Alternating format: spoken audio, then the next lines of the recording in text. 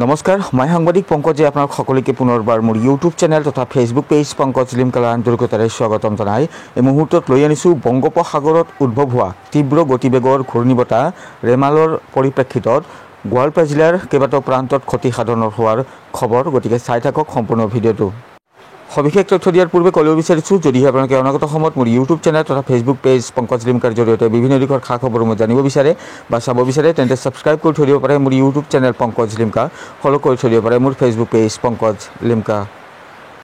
তো ইতিমধ্যে আপোনালোকে সকলোৱে অৱগত যে বংগোপসাগৰত উদ্ভৱ হোৱা তীব্ৰ গতিবেগৰ যি ঘূৰ্ণীবতাহ ৰেমালৰ যি তাণ্ডৱ আচলতে সেয়া সৰ্বত্ৰে দেখিবলৈ পোৱা গৈছে আৰু ইয়াক লৈয়ে অসমতো ইয়াৰ প্ৰভাৱ পৰিব বুলি ইতিমধ্যে জাননী জাৰি কৰা হৈছিল। তো তাৰে প্ৰভাৱ দেখিবলৈ পোৱা গৈছে গোৱালপাৰা জিলাৰ বিভিন্ন প্ৰান্ততেই যি দৃশ্যাংশ আপোনালোকে স্ক্ৰীণত প্ৰত্যক্ষ কৰি আছে, এয়া হৈছে গোৱালপাৰা জিলাৰ ধূপধাৰা আৰক্ষী থানাৰ অন্তৰ্গত হাচিবুৰিৰ দৃশ্যাংশ। হাচিবুৰিত এনেদৰে যোৱা নিশা অহা প্ৰবল ধুমুহাৰ পৰিপ্ৰেক্ষিতত এনেদৰে কেইবাটাও বিদ্যুৎ পৰিবাহী তাঁৰৰ যি খুঁটা, সেই খুঁটা এনেদৰে উভালি পৰিছে। স্ক্ৰীণত আপোনালোকে প্ৰত্যক্ষ কৰি আছে। পুনৰবাৰ জনাইছোঁ, এই দৃশ্যাংশ গোৱালপাৰা জিলাৰ ধূপধাৰা আৰক্ষী থানাৰ অন্তৰ্গত হাচিবুৰিৰ। আৰু হাচিবুৰিত এনেদৰে যোৱা নিশা অহা প্ৰবল ধুমুহাৰ পৰিপ্ৰেক্ষিতত কেইবাটাও বিদ্যুৎ পৰিবাহী তাঁৰৰ যি খুঁটা, সেই খুঁটা এনেদৰে উভালি পৰিছে আৰু ইয়াৰ পৰিপ্ৰেক্ষিতত এতিয়া ব্যাহত হৈ পৰা পৰিলক্ষিত হৈছে বিদ্যুৎ সেৱা। এনেদৰে দেখিবলৈ পোৱা গৈছে যে ঠায়ে ঠায়ে গছ উভালি পৰিছে।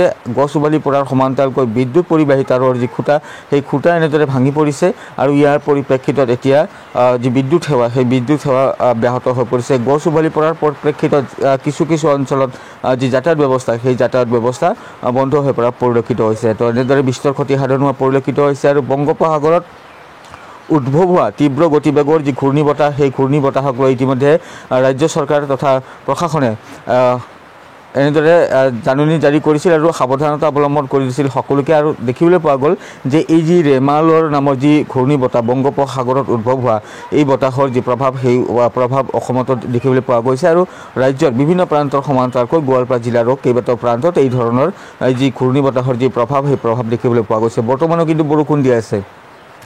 এই যি দৃশ্যাংশ, এয়া হৈছে ধূপধাৰা আৰক্ষী থানাৰ অন্তৰ্গত পদুপাৰাত। আৰু পদুপাৰাত এনেদৰে এডাল প্ৰকাণ্ড গছ উভালি পৰাত এনেদৰে বৈদ্যুতিক পৰিবাহী যি তাঁৰ, সেই তাঁৰ ছিঙি চূৰ্ণ বিচূৰ্ণ হৈ পৰা পৰিলক্ষিত হৈছে। স্ক্ৰীণত আপোনালোকে যি দৃশ্যাংশ এই মুহূৰ্তত প্ৰত্যক্ষ কৰি আছে, এয়া হৈছে গোৱালপাৰা জিলাৰ দুধনৈৰ দৃশ্যাংশ আপোনালোকক দেখুৱাই আছোঁ এই মুহূৰ্তত। আৰু দুধনৈত এনেদৰে প্ৰকাণ্ড গছ এডাল বাগৰি পৰাৰ পৰিপ্ৰেক্ষিতত দেখিবলৈ পোৱা গ'ল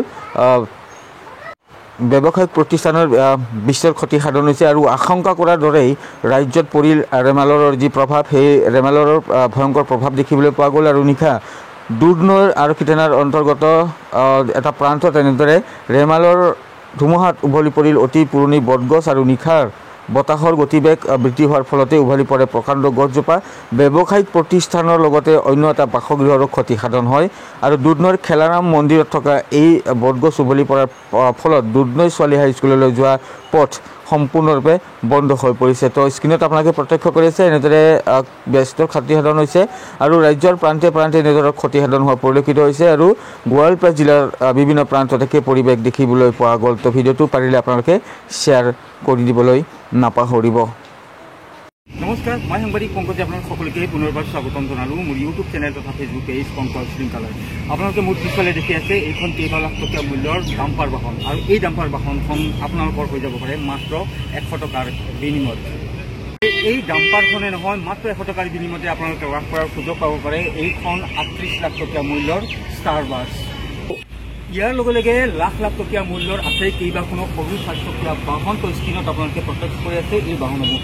ইয়াৰ যি টিকটৰ মূল্য সেয়া হৈছে মাত্ৰ 100 টকা। আৰু আপোনালোকে যদি এই উপহাৰ যিখনৰ খেল অনুষ্ঠিত হ'বলৈ গৈ আছে, সেই খেলৰ যদি টিকট ক্ৰয় কৰিব বিচাৰে তেন্তে স্ক্ৰীণত যিটো নম্বৰ আছে সেই দুটা নম্বৰ মোৰ হয়। আপোনালোকে আপোনালোকৰ নাম, জিলাৰ নাম তথা টিকটৰ সংখ্যাটো লিখি মোক হোৱাটছএপত মেছেজ দিয়ক।